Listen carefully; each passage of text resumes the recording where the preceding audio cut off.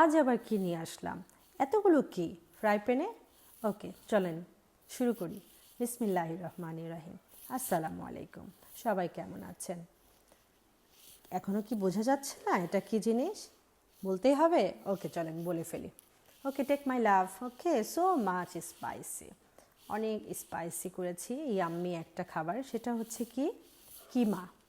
এই কিমাটা রেডি করে রাখি আমার বাচ্চাদের টিফিনের এবং আমাদের বিকেলের নাস্তাতে বা আমরা ব্রেকফাস্টে রুটি পরোটা দিয়েও খেতে পারি। সেটা কি কিমা। এই কিমাটা রেডি থাকলে আমরা অনেক কিছু অনায়াসে বানায় ফেলতে পারি। এই জন্য আমি এই কিমাটা বেশি করে করে রাখি, ছোট ছোট করে বক্সে করে সরাই রাখি, ফ্রোজেন করে ফেলি। যখন আমার যতটুকু দরকার হয় ততটুকু আমি ইউজ করি। আমি অনায়াসে কিমা পরোটা করে ফেলতে পারি, পিৎজাতে দিতে পারি, আপনার বান করতে পারি অনায়াসে। আমার বাচ্চারা এগুলো খুব পছন্দ করে। বাচ্চারা বলতেই তো আসলে স্পাইসি খাবার পছন্দ করে, কিন্তু আমরা ছোটোবেলাতে একদম স্পাইসি খেতাম না। আপনি খেতে পারতেন?